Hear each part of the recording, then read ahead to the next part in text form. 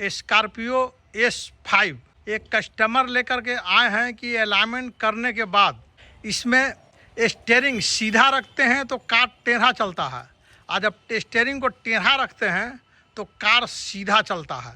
आइए कस्टमर से डायरेक्ट बात करते हैं। सर बताइए प्रॉब्लम ये है ना कि स्टीयरिंग को टेढ़ा रख रहे हैं। हाँ, जिसे तो टेढ़ा कितना रखते हैं सर? 45 डिग्री में। हाँ, अगर टेढ़ा रख रहे हैं 45 डिग्री में तो गाड़ी सीधा चल रहा है। हाँ, और सीधा कर रहे हैं स्टीयरिंग को तो गाड़ी बायां तरफ कट रहा है, बायां तरफ भाग रहा है। बायां और कोई प्रॉब्लम है सर? और एयरबैग का लाइट भी आ रहा है साथ में। अब इसको एयर बैग को निकालने के लिए पहले कवर को खोलना है, स्टीयरिंग का कवर को इस तरह से खोल देना है, और उसके बाद यहाँ पर छेद में एक पेचकस डाल करके एयर बैग को आराम से निकालना है। अब एयर बैग निकालने के लिए चौड़ा वाला जो छेदा देख रहे हैं, इसमें एक स्प्रिंग तार लगा हुआ रहता है, इसको इस तरह से घुसाना है और पेचकस को ऐसे नीचे की ओर धक्का मारना है। चलिए, ये स्प्रिंग दब गया, ऊपर से कोई एक आदमी को खींचने बोलिए, खींच लो जी। घिस दिए। और दोनों साइड वैसे ही रहता है, तो एक पहले निकाल दिए थे, एक बाद में निकाले दिखाने के लिए। अब देखिए, इस तरह से पेचकस को इस तरह से करना है। पेचकस लगाने के बाद स्प्रिंग में फंसा करके इस तरह से ऐसे टेढ़ा कीजिएगा, एक आदमी को खींचने बोलिएगा, एयर बैग बाहर आ जाएगा। एयर बैग को कनेक्शन को हटाना है। ये देखिए, कनेक्शन पहले से हटा हुआ है। सर का कहना है कि पहले मेरा कार हर चीज सही था, चाल भी सीधा भी चलता था, कोई प्रॉब्लम नहीं था। अलाइनमेंट कराने के बाद स्टीयरिंग व्हील खोल करके स्टीयरिंग सीधा किए, तो उस समय के बाद से न सीधा ही हुआ स्टीयरिंग और न कोई काम हुआ। एयर बैग का लाइट नहीं आ रहा था, वो भी लाइट आना शुरू कर दिया। तो देखिए, एयर बैग का देख रहे हैं नहीं, कोपलर ये निकाला हुआ है, खुला पड़ा हुआ है। ये एयर बैग का कोपलर देखिए, ये टूटा हुआ दिख रहा है, और इधर भी दोनों साइड से 2 टुकड़ा हो गया है। इसका रीजन क्या है कि जिस जगह पे काम हुआ, या तो जानकारी नहीं था, तो किसी से हेल्प लेना चाहिए था, तो किन्हीं का भी कार हो उनको तो खर्च बढ़ जाएगा, और खर्च बढ़ जाएगा तो परेशान हो जाएंगे। तो ये देखिए, एक तो तोड़ के निकाला गया है, इसका मतलब निकालने का आइडिया नहीं था। हम एयर बैग निकाले हैं तो इसका कनेक्शन डिस्कनेक्ट है, इसलिए एयर बैग का लाइट आ रहा है। और दूसरा, स्टीयरिंग को खोल करके यहाँ से सीधा करना है। अब एयर बैग को तार को निकालने के लिए देखिए, पतला पेचकस लेना है, और पीला वाला पॉइंट पर इस तरह से करके ऐसे देखिए, ये उठ गया ऊपर उठने के बाद ये जो पॉइंट है हरा वाला देखिए जंप कर रहा है।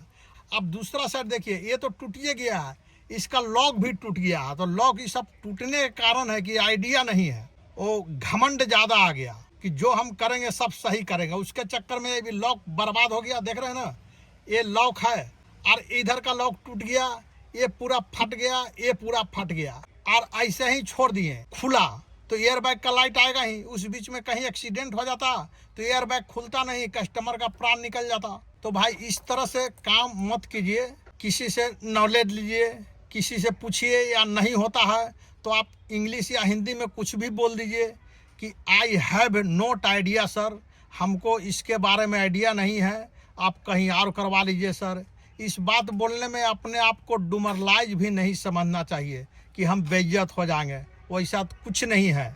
इसमें और आपका इज्जत बढ़ेगा कि चलो मिस्त्री के पास गए, आइडिया नहीं था, खुल करके बता दिया। इससे बढ़िया बात विश्व में हो ही नहीं सकता है, वर्णन करने से भी वर्णन इस बात का नहीं होगा। तो हमेशा इस बात को याद रखना भाई। अभी कस्टमर पर भारी पड़ गया, इनका काम भी खराब हो गया।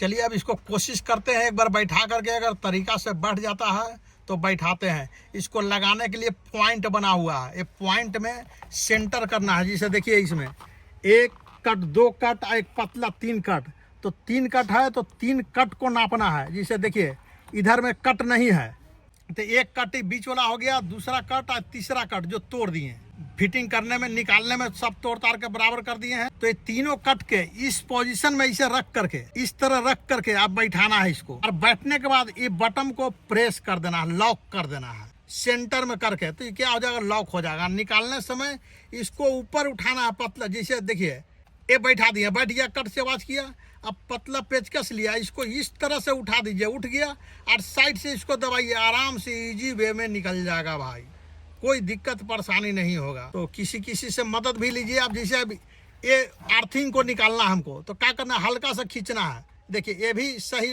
प्रॉपर लॉक नहीं है, इसलिए कि लॉक खराब हो चुका है। तो इसको क्या करना है, ये अंदर से इसको लॉक का जगह को पुश कर देना है। ये देखिए इस तरह से दबा देना है। दबाने के बाद ये लॉक पूरा परफेक्ट हो जाएगा। ये लॉक हो गया कट से आवाज करके। अब इसको निकालना है तो हल्का सा खींचना है, आई जो पतला वाला पॉइंट है उस पर पेचकस से पुश करना अंदर की तरफ और ऐसे करके निकाल लेना है। तो ये लॉक खराब नहीं होगा। ये ढीला पड़ा हुआ था, ये निकला पड़ा हुआ था। तो बीमारी कहाँ से शुरू हुआ, अलाइनमेंट करने के लिए गए और 5 गो और बीमारी पैदा करवा कर लिए हैं, ऊपर से सब तोड़ ताड़ दिए। एयर बैग निकल गया, निकालने का तरीका देख लिए। अब हैंडल को व्हील को खोलना है। अजय बाबू रिंच चलाइए। अब स्टीयरिंग इतना में टेढ़ा करने से कार सीधा चलता है। तो पहले स्टीयरिंग को निकालने के लिए इसको लॉक कर लेना है और इस तरह से हाथ पकड़ के हिलाना है इसको, ऊपर नीचे नहीं निकल रहा है तो इसमें स्प्रे कर देना है। 2 बार हिला करके इसमें स्प्रे मार देना है। मारने के बाद इसको पैर लगा करके इस तरह से ऊपर नीचे करना है। अब देखिए ये निकल गया बाहर, ये देख रहे हैं ना, ये बाहर आ गया। अब इसको सीधा करने से पहले अलाइनमेंट को चेक कर लेना है कि अलाइनमेंट भी सही हुआ है या नहीं हुआ है। जब तक अलाइनमेंट सही नहीं रहेगा इसको कुछ भी करने से ये सही नहीं होगा। अगर हैंडल सीधा भी कर देंगे तो लेफ्ट साइड भाग रहा था तो राइट भागना शुरू कर देगा। तो आइए इसको अलाइनमेंट चेक करते हैं। नॉर्मल हाइट पर और ये धागा को इस तरह से यहाँ पर भी टच होना चाहिए, यहाँ पर भी टच होना चाहिए आराम से, इस तरह से। ये टच हो गया यहाँ पर भी और यहाँ पर भी। इसका मतलब इधर का टायर सीधा है पूरा।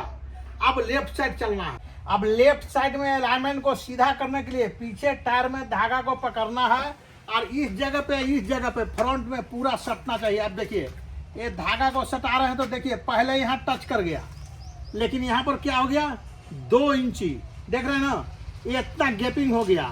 अब ये अलाइनमेंट सही नहीं हुआ, इसीलिए लेफ्ट साइड भाग रहा था और गाड़ी रेंग भी रहा था। तो देखिए अलाइनमेंट को ठीक करना पड़ेगा। देखिए धागा ऐसे कर दिए, धीरे धीरे ले जा रहा है, इस जगह पर सट गया। ये देखिए कितना गैपिंग हो गया, 2 इंच, देख रहे हैं ना।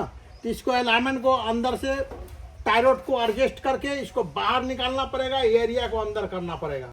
अब अलाइनमेंट मिलाने के लिए ये नट है ना, इसको ढीला करना है 19 एम इंच से। ढीला करने के बाद बाहर निकला हुआ है तो इसको अंदर करना है, इस तरह से घुमा घुमा करके अंदर करना है और फिर नापना है, 2 बार 3 बार करके नापना है, ठीक है।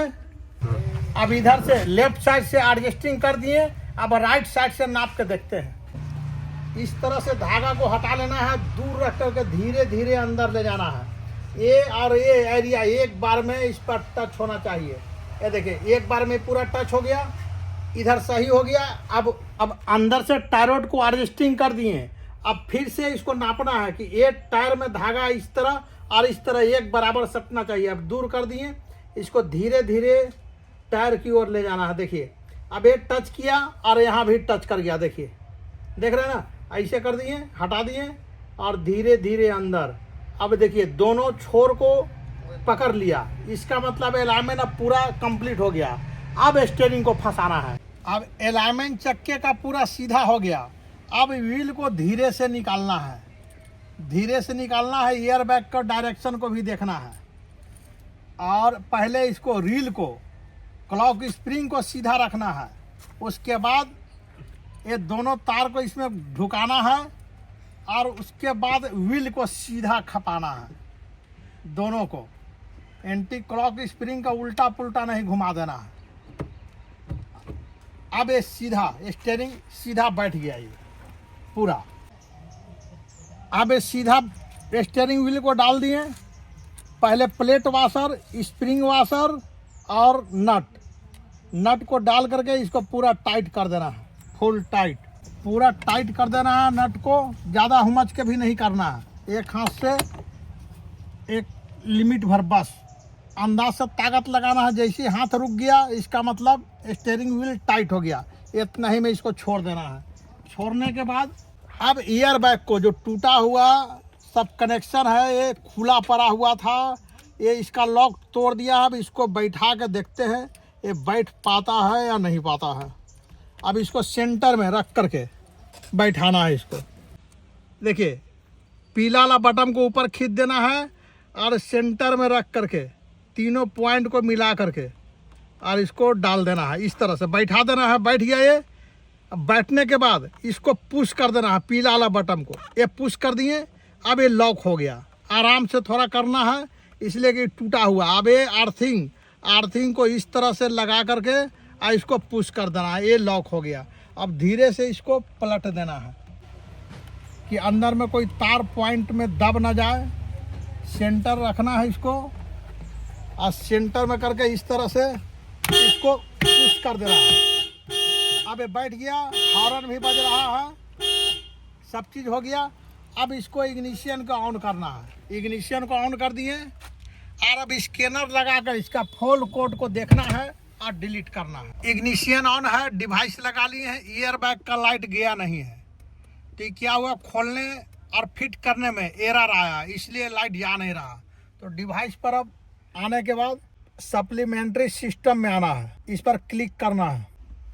अभी लिख रहा है ड्राइव फ्रंट ईयर बैग, ये सिस्टम हाई हो गया है, इसलिए कि खुला कसा। तो इसको क्लियर करना बहुत ज़रूरी है, नहीं तो ऐसे में छोड़ देंगे तो कस्टमर फिर घूर के आएंगे कि ईयर बैग का लाइट जल रहा है।